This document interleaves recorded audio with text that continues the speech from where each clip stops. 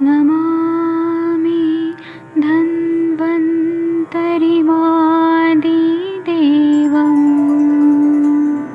सुरासुरैर्वन्दितपादपद्मम् लोके जरामृत्युनाशम्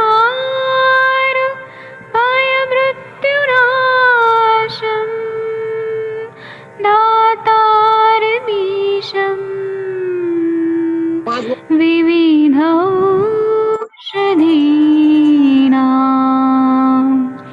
शङ्खं चक्रं जलौकां दधतं मृतघटं चारुतोर्भिश्चतुर्भिः सूक्ष्मस्वच्छादिरुद्यं शुकपरिविलसन् मौलिमं भोजनेत्रम् कालाम्बोदोज्ज्वलाङ्गं कटितटविलसत् चारुपीताम्बराढ्यं वन्दे धन्वन्तरिन्तं निखिलगदमिव प्रौढदावाग्निनीलम्।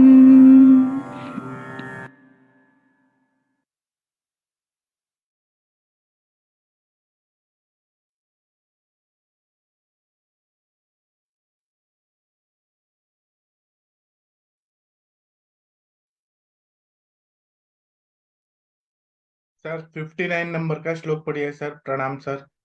प्रणाम प्रणाम। 59 बलिनम स्वादि सिद्धेनम पैते सस्नेहम सर्पिषा श्यामा त्रिमंडी त्रिफला विपक्वेन विरेचय पिता मधुघृताडेनम निरुहस्य त्वन्तः ग्रोधादिकपायनम स्नेहमस्तिश्च ततः ततः ततः। पितोदर में बलवान पुरुष को मधुर गण से सीखे अंतर क्रोध कालीन क्रोध त्रिफला उनसे सिद्ध किए हुए तेल से विरेचन दें के पीछे इस रोगी को प्रति मात्रा में मिश्रित एवं घी मिलाकर निरू वस्तु देना हितकारी है। नगरोधादि कषाय से बनाई गई इसकी बस्ती इस रोगी को दे। जी। अब यहाँ पे पित्तोदर है। हाँ प्रणाम सर, थैंक यू सर।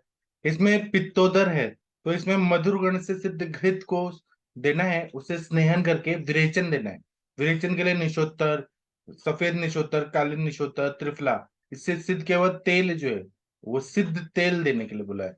और फिर उसके बाद में बहुत ज्यादा सीता मतलब मिश्री या खड़ी साकर मिश्री देना है। मधुर घी मिलाकर निरूह देना है। निगृदादि गण से बनाया हुआ स्नेह बस्ती देना है। तो इससे क्या है, पित्त का शमन होगा। और उदरही तो विरेचन नहीं, उदर में विरेचन तो चिकित्सा बताया ही गया है, यह बताया। ठीक है, हम आगे बढ़ते हैं, इसका टीका पढ़ेंगे। इस साइड में पढ़ना है विनीता मैम या मनीषा मैम, कोई पढ़िए, अश्विनी मैम।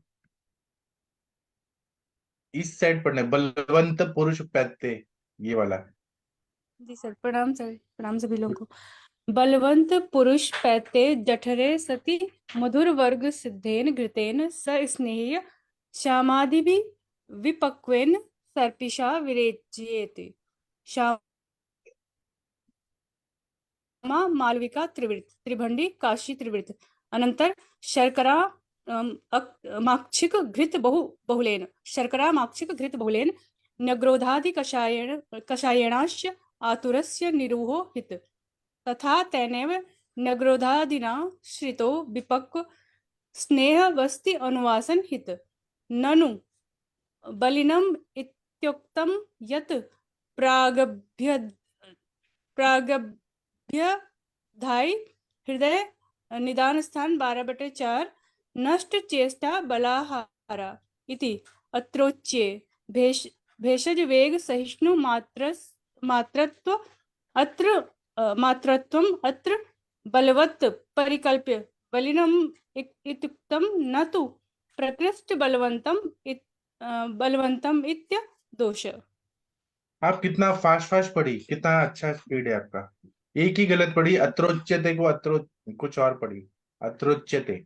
अच्छा, अभी इसमें बोल रहे हैं कि बलवान पुरुष है, उसको पैत्ते जठरे मतलब ऐसा उदर रोग है जो पित्त वाला अनुबंध से है। तो उसमें मधुर वर्ग से सिद्ध क्या हुआ, घृत है, उसे स्नेह सस्नेह करके मतलब स्नेहन करके फिर श्यामादि मतलब त्रिवृत आदि से सिद्ध क्या हुआ, घी पिलाना है और उससे विरेचन कराना है। श्यामा मतलब मालविका नाम का त्रिवृत होता है, और त्रिभंडी मतलब काशी नाम का त्रिवृत होता है। दो टाइप के त्रिवृत होते हैं। उसके बाद में शर्करा माक्षी घृत बहुलेन मतलब शर्करा और मधु और घी ऐसा मिक्स किया हुआ नेग्रोद आदि कषाय से सिद्ध किया हुआ काढ़ा से निरूह बस्ती देना है। और तेने निग्रोदादिना निग्रोदादि गण के जो द्रव्य हैं वो सारे पित्त शामक है, तो उनको पका के और स्नेह मतलब तेल सिद्ध करके उसका अनुवासन देना है। फिर क्वेश्चन पूछा है कि ननु बलम इत्युक्तम मतलब जो बलवान है उनके लिए ऐसा है क्या, और उसका मतलब क्या है, बलम इत्युक्तम मतलब क्या है।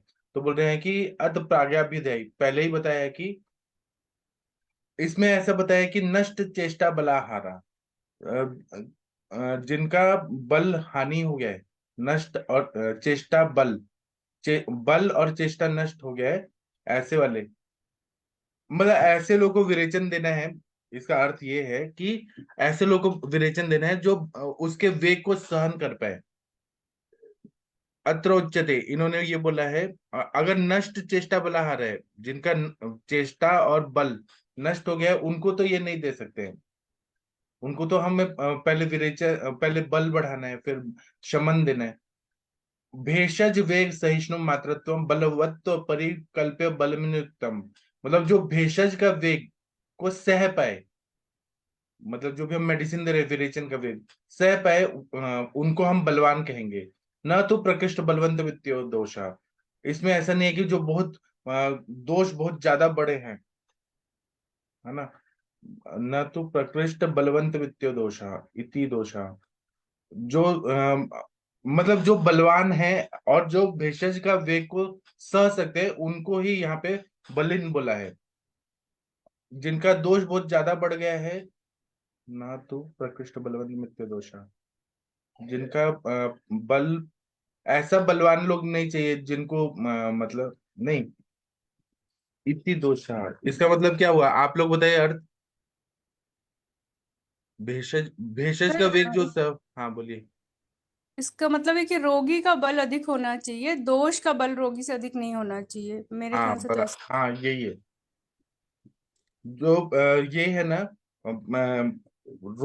दोष बहुत ज्यादा बढ़ गए हैं, रोगी से रोगी का बल अच्छा होना चाहिए, तभी हम विरेचन दे सकते हैं। बराबर आपने सही बताया। आगे बढ़ते हैं। 61 62 से संथा देके पढ़ना है। वीना मैम सविता मैम कोई पढ़िए 61 62 63 64।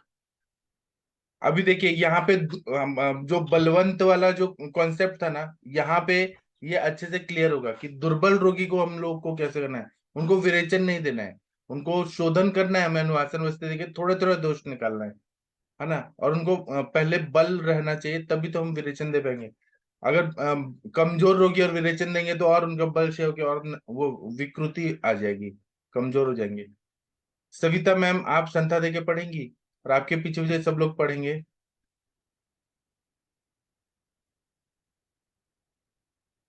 सविता मैम आप सुन रही हैं।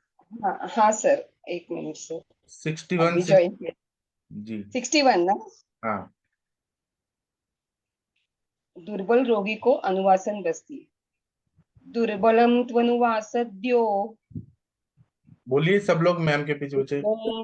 अनुवासद्यो चोदयेत् शिरबस्तिभिः शोधयेत् शोधयेत् शिरबस्तिभिः जाते चाग्निबले स्निग्धं जाते च अग्निबले बले स्निग्धम् भूयो भूयो विरेचयेत् भूयो भूयो भूयो विरेचयेत् क्षीरेण सविरुत्कल्केन क्षीरेण सा त्रिवित्कल्पेन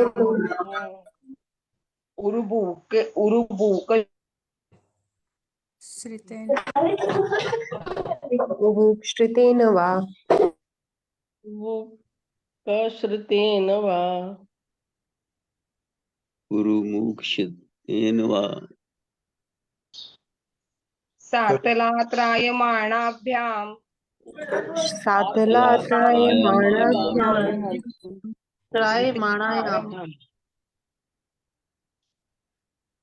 श्रुतेन नारगवधेन वा श्रुतेन आरगवधेन वा सकफे वा समुद्रेण सकफेवा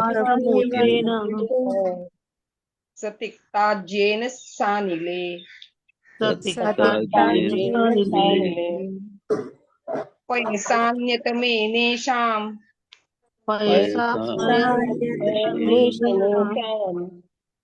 विदार्यादिश्रुतेन वा विदार्यादिश्रुतेन वा भुञ्जितजठरं चास्य भुञ्जितजठरं चास्य चास्य पायसेन महानये पायसेनोपनाहये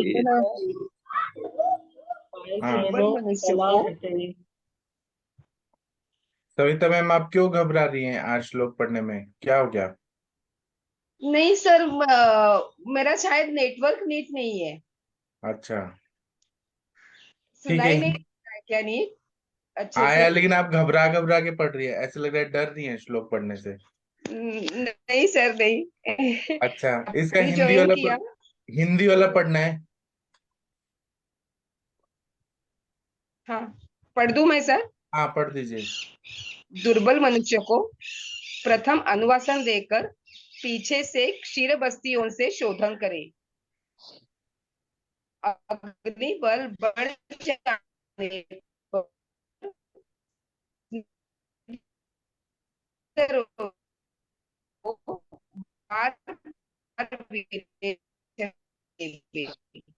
इसके लिए निषोध के चूर्ण को दूध के साथ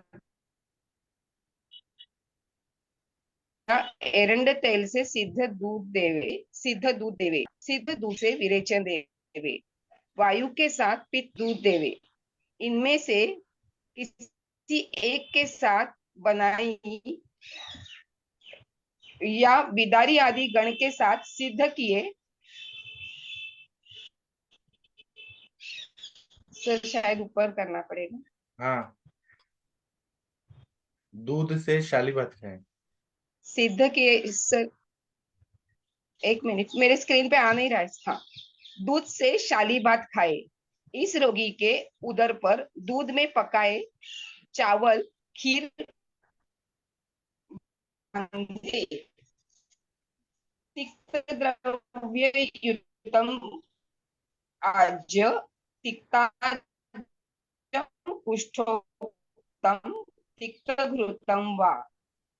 हाँ, इसमें ऐसे बता रहे हैं कि जो हमने टीका में हमें वो क्लियर नहीं हुआ था, इसमें अच्छा बताया कि विरेचन किसको देना है। इसके पहले श्लोक में बताया कि विरेचन उन्हीं को देना है जिस रोगी का बल अच्छा है, स्ट्रांग है, उसी को देना है। लेकिन अगर दोष ज्यादा बढ़े हैं और रोगी का बल कम है तो उनको विरेचन नहीं देना है। दुर्बल रोगी है उसके लिए अनुवासन बस्ती देना है, विरेचन उनके लिए नहीं है। तो पहले क्या करना है कि हमें दुर्बल रोगी है, उसका बल बहुत क्षीण हो गया है, तो उसको पहले अनुवासन बस्ती देना है और फिर शीर बस्ती से शोधन करना है। शीर बस्ती मतलब जैसे तिक्तक क्षीर बस्ती वगैरह दे दिया। दुग्धम च मूत्रम च विरेचना, मतलब बस्ती जब देते हैं ना तो अपने आप वो शोधन करता है। जब प्रत्यागम होता है तो दोषों को थोड़ा थोड़ा निकालता है। और शीर में ये ताकत रहती है कि वो बल बढ़ाता है। शीर खुद ही बल बल और जीवन देने का कार्य करता है। तो ऐसे शोधन करना है। फिर जब हम विरेचन ये बस्ती देते हैं ना, फिर अग्नि का बल बढ़ जाता है, थोड़ा ताकत आ जाता है। फिर उनको स्नेहन करना है, स्निग्ध रोगी को, फिर बार बार विरेचन करना है। उदरित तो विरेचन ही और नित्य मेनम विरेचित, ऐसे कहा ही है। तब फिर विरेचन देना है। और विरेचन के लिए भी इन्होंने क्या बोला है कि निशोत्तर की चूर्ण को दूध के साथ देना है, या एरंड तेल से सिद्ध दूध देना है, मतलब दूध के साथ ही देना है जो भी दे रहे हैं। और पित्तज है तो दूध तो सबसे अच्छा है। बल भी बढ़ाना है और शोधन भी करना है, और मृदु शोधन। अभी निशोत्तर का चूर्ण है वो बहुत ज्यादा स्ट्रांग नहीं देगा। अगर जमाल गोटा देते, इच्छा विधि देते तो बहुत स्ट्रांग रहता। एरंड तेल से सिद्ध दूध देना है, वो भी नुकसान नहीं करेगा।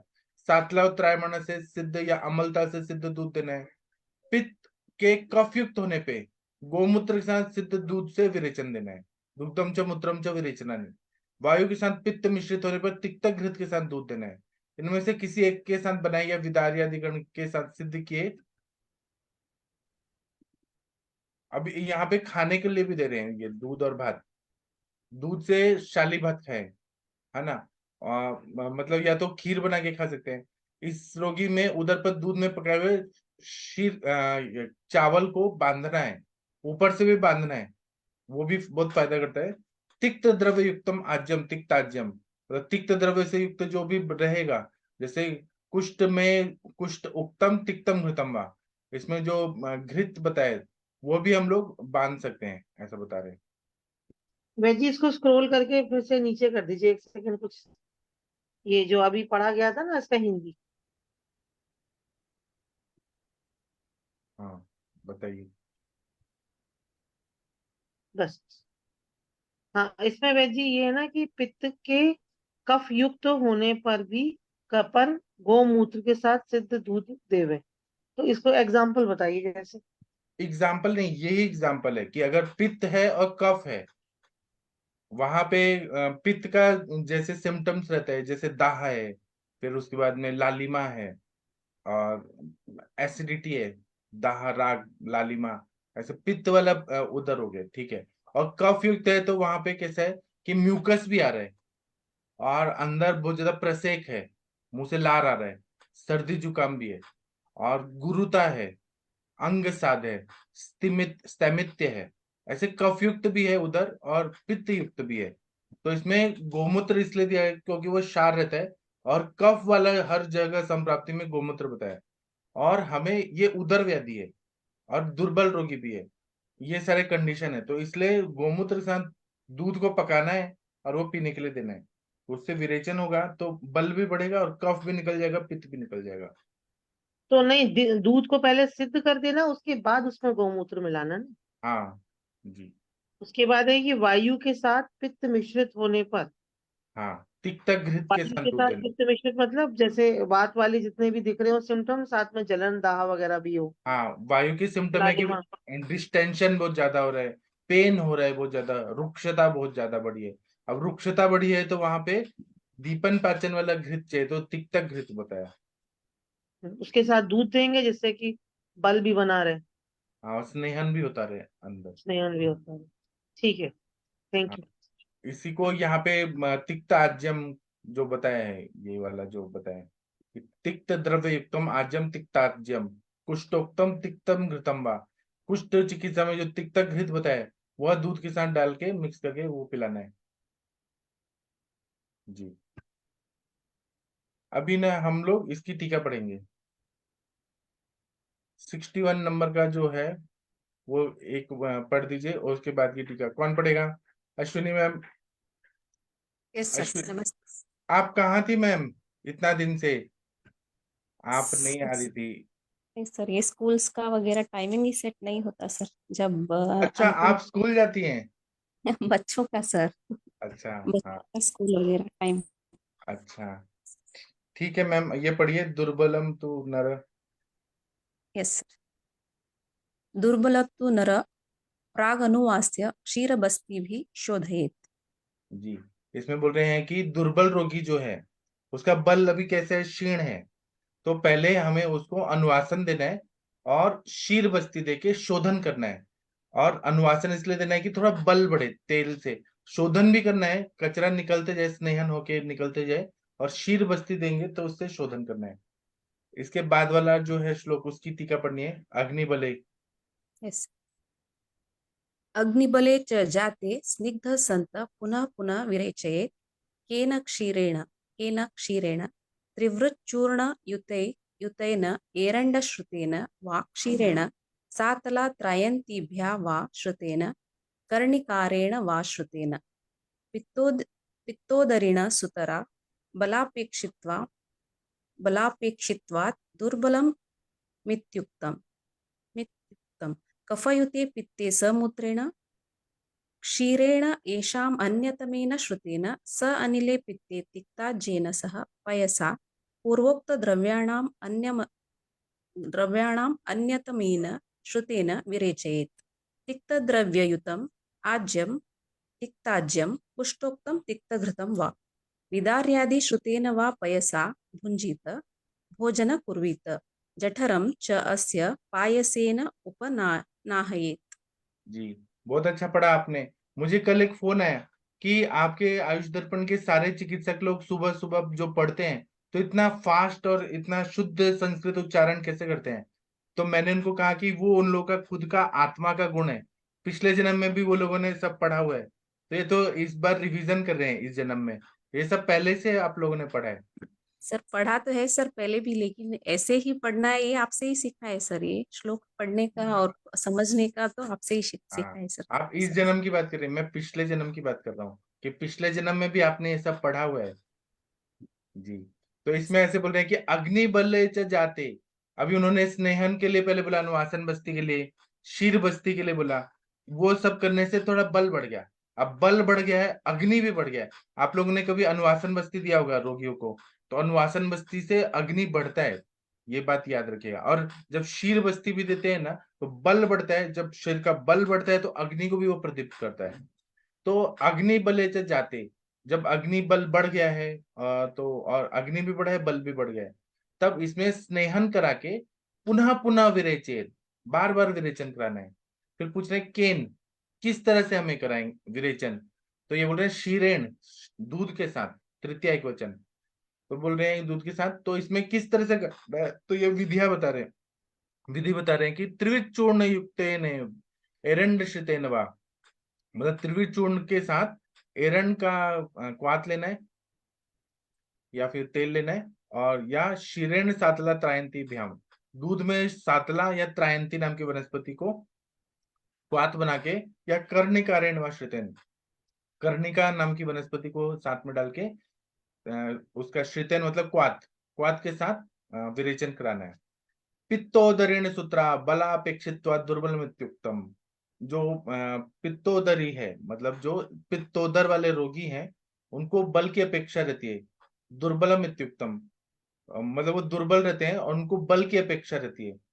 तो हमें बल भी बढ़ाना है, बल कैसे बढ़ाएंगे, तो दूध वाला जो भी दवाई देंगे उससे बल भी बढ़ेगा और शोधन भी होता रहेगा। कफ युक्ते पिते समुत्रेण शीरेणा शीरेण ऐसा मन्यतमेन श्रुतेन सानिले। अब अगर कफ युक्त पित्त है, ऐसा कफ का अनुबंध है पित्त उदरी में, तो मूत्र के साथ दूध को मिक्स करके और वह देना है, उससे फिर वो सिद्ध करके देंगे तो उससे अच्छा विरेचन होगा। सानिले पित्ते तिक्ताजेन सपयसा, अगर पित्त उदरी है और उसमें वायु का अनुबंध है तो तिक्ताजेन मतलब जो तिक्तक घृत है उसके साथ तिक्तक घृत के साथ दूध को मिक्स करके पूर्वोक्त द्रव्याणम अन्नतमेन, या फिर पूर्व में उक्त जो द्रव्य बताए, जैसे त्रिविध बताया, सातला बताया, त्रायंती बताया, कर्णिका बताया, उसके साथ मिक्स करके और तिक्तक घृत के साथ मिक्स करके और वह देना है, उससे विरेचन होगा। फिर बोल रहे हैं तिक्त द्रव्य युक्त आज्यम तिक्ताज्यम, जो तिक्त द्रव्यों से सिद्ध किया हुआ जो भी घी है वो तिक्तक बताए, या कुष्ठोक्तम तिक्त घृतम, या कुष्ठ चिकित्सा में जो तिक्त घृत बताए वो लेना है। विदारे आदि श्रितेन व पयसा भुंजित भोजन कुर्वित, उसके बाद में विदारी आदि जो गण है उसके साथ क्वाथ के साथ पयसा भुंजित, मतलब दूध के साथ शाली चावल वगैरह मिला के खीर खाने के लिए बोल रहे हैं, भोजन कुर्वित। फिर बोल रहे हैं जठरम चास्य पायसन नाहियत, जो जठर रोगी है उसके पेट के ऊपर जो खीर है, पायस मतलब खीर, खीर को ऊपर ऐसे बांधना है, और ऊपर से ऐसे कुछ तो बांध के रखना है जिसके खीर के स्वेदन से उसको स्रोत से, वो जो अवरुद्ध स्रोत से स्वेदव स्रोत वो खुल जाए और वहां से पसीना है, स्वेद स्वेद है, तो उससे भी बहुत अच्छा फायदा होता है। जी आगे बढ़ते हैं। अश्विनी मैम आप बहुत अच्छा पढ़ी, शुद्ध उच्चारण। Thank you sir. जी अभी हम आगे पढ़े कि रुके, एक श्लोक पढ़ना है कि रुकना है? छोटा सा श्लोक है वैजी, मैं पढ़ देती। हाँ आप पढ़िए मैम। पुनः क्षीरम पुनर्बस्ति पुनरेव विरेचनम क्रमेण ध्रुव भातिष्ठ यत् पित्तोदरम जयेत। फिर दूध, फिर बस्ती, फिर विरेचन, इस क्रम से चिकित्सा करते हुए बलवान पुरुष पित्तोदर को शांत कर देता है। जी, जिसने ये सूत्र याद कर लिया ना वो कभी फेल नहीं होगा। इसमें बोल रहे हैं कि फिर या तो दूध पिला दें, दूध पिला के दुग्धम च मूत्रम च विरेचनानि, बल बढ़ाना है, फिर बस्ती देना है, फिर विरेचन देना है। ये जो क्रम है ये करते हुए पित्तोदर को शांत कर, दोषों को निकालते भी जाना है, बल भी बढ़ाते जाना है, शोधन भी करते जाना है। इसकी टीका पढ़ते हैं। जी, इसकी टीका पढ़ना है, कौन पढ़ेगा? सबसे इंटेलिजेंट कौन है? प्लीज टीका पढ़ दीजिए। ये वैद जी बीच में आ रहा है, साइड में करना पड़ेगा। ये तो हो गया, मेरे इतना ही आ रहा है। हाँ, हो गया वैद जी, हो गया। प्रणाम। पुनः क्षीर पुनर्वस्तिं पुनरेव विरेचन क्रमेण धूमातिष्ठन आचरण यत्तो यज्ञवानसन पित्तोदर जयेत पुनः क्षीरमित्यादिषु पुनः शब्दो विप्सार्थम् एतश्च क्रमेण धूमातिष्ठन्नित्यो लब्धम्। हाँ, इसमें बोल रहे हैं पुनः क्षीरम, मतलब फिर से दूध पिलाना है, पुनः बस्ती, पुनरेव विरेचन, मतलब ये क्रम से कभी दूध पीने के लिए देना है, कभी बस्ती देना है, कभी विरेचन देना है, ये क्रम करते हैं। ध्रुवम आतिष्ठन आचरण, मतलब ये ऐसा ध्रुव है, मतलब ये 100% सत्य है कि ऐसा जब हम यतो यत्नवान सन, जब हम यत्न करते हैं तो पित्तोदर को हम लोग जीत लेते हैं। पुनः शीर मित्यादिशु, पुनः शब्दों विप से अर्थ, ये बार बार पुनः पुनः शब्द जो बोल रहे हैं ना, तो शीर मित्यादि आदि जब बोला है तो इसमें इसका मतलब है कि इसको हमें करना ही है। इसका अर्थ यही है कि हमें बस्ती शीर देना है, बस्ती देना है, विरेचन देना है, इसलिए पुनः पुनः शब्द आ रहा है, बार बार ये करना है। एतच्च क्रमेण ध्रुवम आति नित्यतो लब्धम, इसका मतलब है कि ऐसे क्रम जब हम करते हैं तो ध्रुवम आति नित्यतो, मतलब फिर वो 100% है कि वो हमारा पेशेंट लाभ प्राप्त करता है, लब्धम मतलब लाभ प्राप्त करता है। जी इसमें अग्निबल का ध्यान देते हुए, मतलब जैसे जी पहले बताया था ना वैद जी, जी अग्निबल जैसे खत्म हो रहा है तो दूध रोक दिया, और फिर उसके बाद उन्होंने स्टार्ट किया, तो ये पूरी चेन रिएक्शन चलती रहेगी धीरे धीरे जब तक कि पूरा जय प्राप्त ना हो जाए। जी। अच्छा वंदना मैम, कल का जो शाम का लेक्चर हुआ था वो आपको कैसा लगा? सच बताइए। हाँ, जो उसके ऊपर उदर कोट वगैरह के ऊपर था वैद जी। हाँ जी हाँ, मैंने काफी सुना, और अच्छा था वैद जी, बहुत पूरा व्यापक था, एकदम अच्छे से पूरा कवर किया।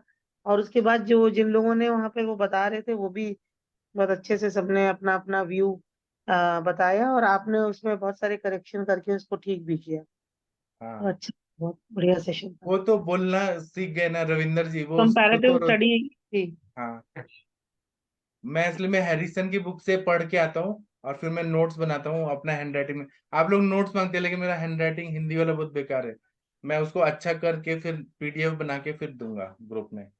और आज का तो बहुत ही अच्छा टॉपिक है, जिसको बहुत ज्यादा स्वेद प्रवृत्ति होता है, पसीना आता है, तो हमारे पास क्वेश्चन रहता है कि हमें क्या करना चाहिए। आज वो टॉपिक होगा, अति स्वेद प्रवृत्ति पे आयुर्वेदिक चिकित्सा, और बहुत अच्छा बड़ा, और मैंने बहुत सारे नोट्स बनाए, मैं आज सुबह से लिख रहा था, सोच रहा था। ठीक है, जी, तो अभी थैंक कोई यू। प्लीज प्रेयर कर दीजिए। अश्विनी मैम, मनीषा मैम, कोई प्रेयर कर दीजिए भगवान का, या विनीता मैम। अश्विनी मैम आप करेंगी? जी सर, मैं हनुमान स्तोत्र बोलती हूँ सर। हाँ जी।